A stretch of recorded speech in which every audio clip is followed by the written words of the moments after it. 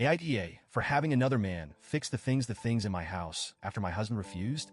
I, 26F, have been married to my husband, 28M, for 4 years. When we first got together, he was everything I thought I wanted in a partner.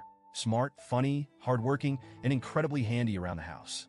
Seriously, he could fix almost anything, and I love that about him. I grew up in a household where my dad wasn't exactly Mr. Fix-It, so having someone who could take care of that side of things felt like a dream. But as time has gone on, something has shifted. I'm not sure if it's the stress of work, life, or just falling into bad habits, but my husband has started letting things slide. It's like he's always too busy to help around the house or tackle projects.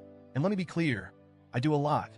I manage the cooking, cleaning, grocery shopping, scheduling, you name it. I'm not saying he doesn't do anything, but when it comes to maintaining our home, the division of labor is very lopsided. Now for the actual issue. Over the past year, yes, an entire year, I've been asking my husband to do a few specific things in our apartment. First, we needed to replace our ancient refrigerator. It was loud, inefficient, and barely keeping our food cold.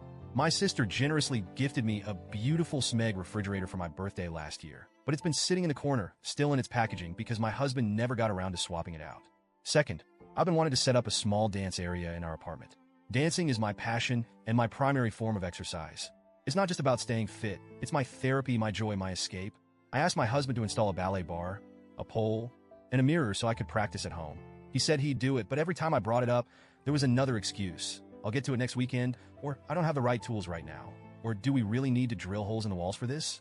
At first, I was patient. I get it, life gets busy. But as the weeks turned into months, my patience wore thin. It felt like he didn't take my needs seriously or care about how much this meant to me. I even tried to compromise by offering to help or hiring someone to do it, but he shot those ideas down too. Why waste money when I can do it myself, he'd say, but he wasn't doing it. Finally, a few weeks ago, I hit my breaking point. I decided to take matters into my own hands. Our apartment complex has a maintenance team, so I figured I'd start there. I knew they technically only handle repairs, but I thought maybe they could help with the fridge.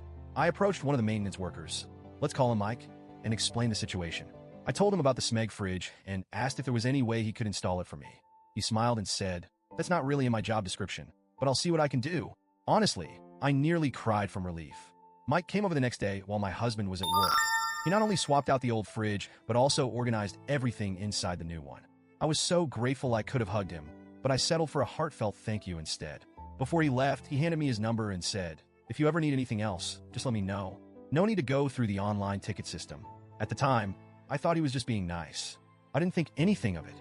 A week later, I decided to text Mike again. I asked if he could help with the ballet bar, pole, and mirror. I told him the truth. I'd been waiting for my husband to do it for a year, but it just wasn't happening. Mike replied almost instantly, "Sure thing. I'll be there in 5 minutes." True to his word, Mike showed up with his toolbox and got to work. He was efficient and meticulous, making sure everything was secure and level. He even cleaned up the dust and debris afterward.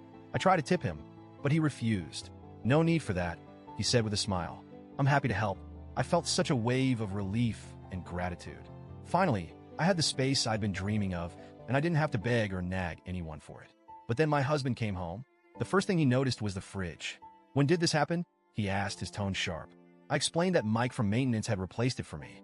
My husband frowned, but didn't say much, until he walked into the living room and saw the ballet bar, pole, and mirror. He absolutely lost it. "Who the hell did this?" he demanded. When I told him it was Mike, his face turned red with anger. "You had another man in our house? While I wasn't here?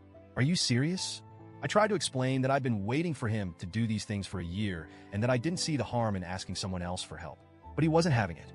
He accused me of disrespecting him and undermining his role as the man of the house.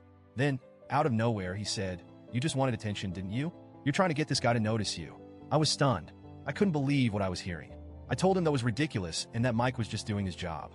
But my husband wouldn't let it go. He kept accusing me of being inappropriate, saying it wasn't okay to have another man in the house while he wasn't there.